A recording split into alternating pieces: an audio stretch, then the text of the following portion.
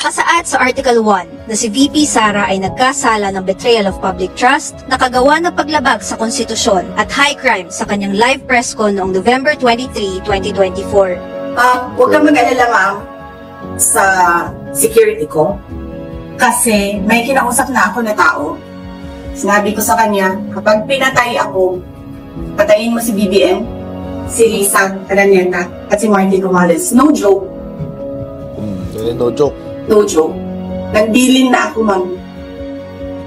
Pag namatay ako, sabi ko, huwag ka tumigil, hanggang hindi mo mapatay sila. And then he said yes. May naunang pahayag din si VP Sara na nagsasabing nais niyang putulin ang ulo ni Pangulong Bongbong Marcos. Gusto ko tanggalin yung ulo niya ba? Imagine myself cutting his head. Nakapaloob naman sa Article 2 ng Verified. Gigil yarn. Gigil na gigil siya dito. Psycho, no? Ang psycho, guys. Promise, ang psycho, parang, what the hell? What the hell? Di ba? Parang, psychotic naman ito. Sinong tao nasa matinong katinuan ng mag-iisip ng ganyan? Di ba? Eh, yung magsabi ka nga lang na mamatay ka na parang ang hirap pa sabihin Murahin ka, di ba? PI ka, ulul, yun, mga ganun. Oh, yun, madalas mo naririnig. Pero yung ganyan, pupugutan kita ng ulo. Maniwala ka, pupugutan kita ng ulo. Hindi natin naririnig yan Hindi natin palagi naririnig yan. Grabe to si Sara, no? Ibang klase. Grabe, no? 200,000 per day. Per day, mga kuchero. Talo pa yung presidential suite ng Okada Sa Okada, parang 150 yata, 185,000 ng isang gabi. Sa presidential suite ng Okada, Manila. Ito, bahay lang. Binayaran mo ng 200,000 per day. Per day, per day. Naglabas ng video ang Kamara de Representante na nagpapaliwanag kung bakit i-impeach si Sara Duterte. Magandang idea ho yan, mga kusir. Kung sino naman nakaisip na ito, buti ka pa naisip mo. Panoorin ngayon natin yung video. Ito ho yun.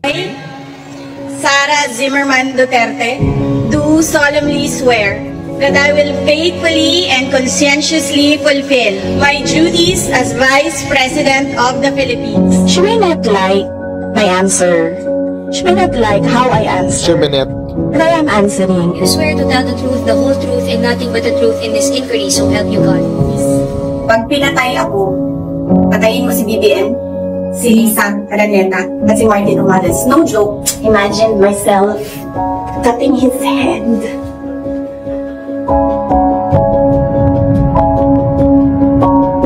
Baliw. Psycho Sara.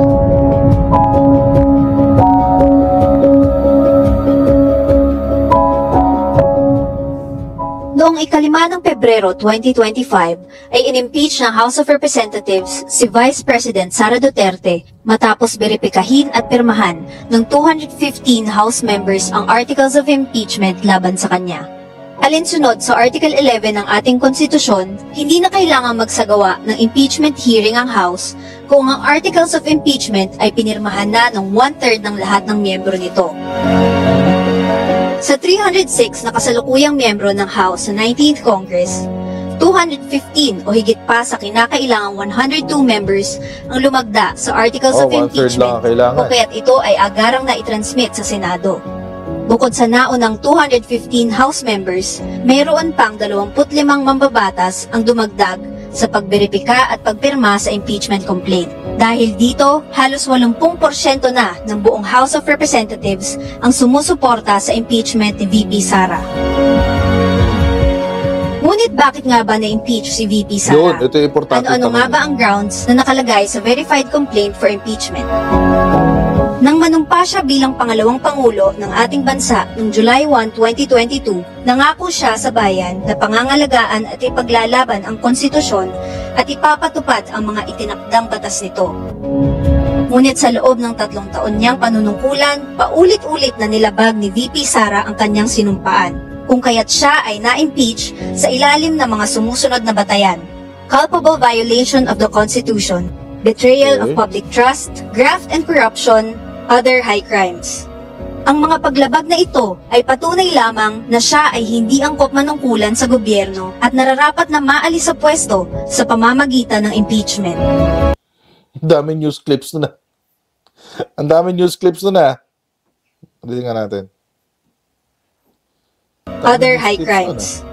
Ang mga paglabag na ito ay patunay lamang na siya ay hindi angkop manungkulan sa gobyerno at nararapat na maalis sa pwesto sa pamamagitan ng impeachment. 6. Narito ang 7 grounds for impeachment na nakapaloob sa articles ng verified impeachment complaint laban sa pangalawang Pangulo. Nakasaad sa Article 1 na si VP Sara ay nagkasala ng betrayal of public trust, nakagawa ng paglabag sa konstitusyon at high crime sa kanyang live press con noong November 23, 2024. Huwag kang mag-alala, ma'am, sa security ko.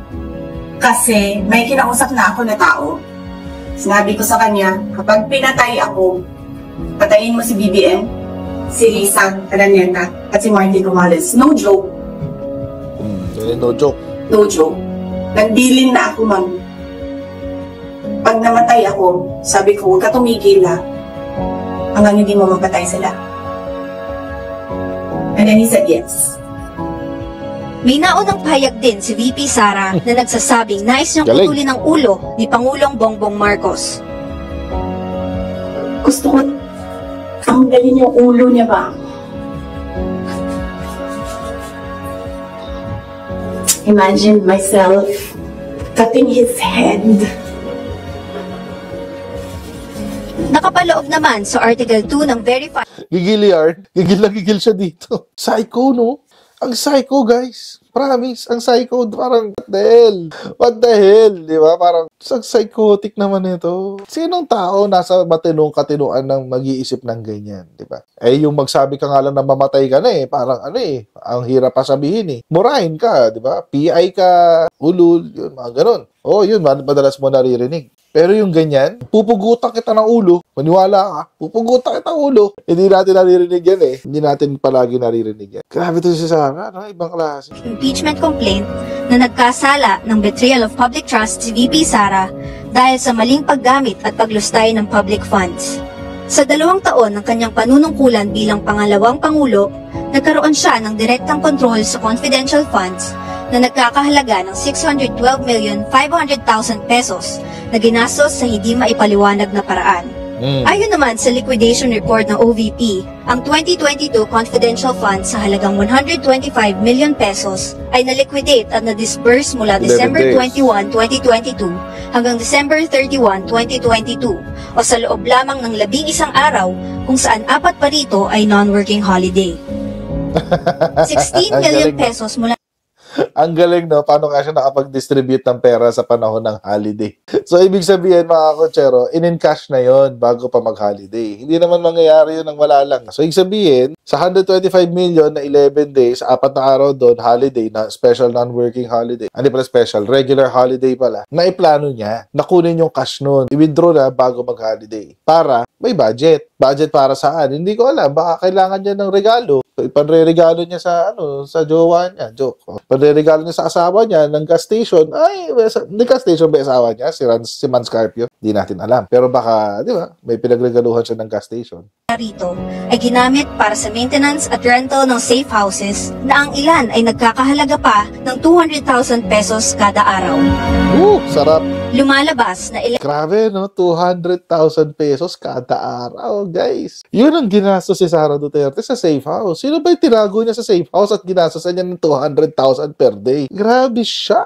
Oo, hindi natin naiintindihan kung bakit may ganung gastos sa Sara Duterte. Sabi nga ni Amy, nakakaloka. Grabe, no? 200,000 per day. Per day, mga kutsero. Talo pa yung presidential suite ng Okada eh. Sa Okada, parang 150 yata, 185,000 ng isang gabi. Sa presidential suite ng Okada, Manila. Ito, bahay lang. Binayaran mo ng 200,000 per day. Per day, per day. Oo, ang tindi nito, guys. Tambalustay ka talaga. 11,363,636 pesos and 36 centavos ang ginastos ng OVP kada araw mula December 21 hanggang December 31 mula sa confidential funds. Gumamit din ng gawa-gawang pangalan tulad din ng Mary Grace Piatos, Yun. Kokoy Villamin, at iba pa ang OVP sa kanila acknowledgement receipts ng confidential funds. Ba't hindi niyo ho sinabi yung Milky si Kuya? Congress, ba't hindi niyo sinama si Milky si Kuya? Grabe naman, may Milky si Kuya nga eh. Oo, ba't kaya hindi sinama? Baka masyado ng Kokoy Villamin lang, tsaka Mary Grace Piatos eh. Dapat sinama si Milky si Kuya.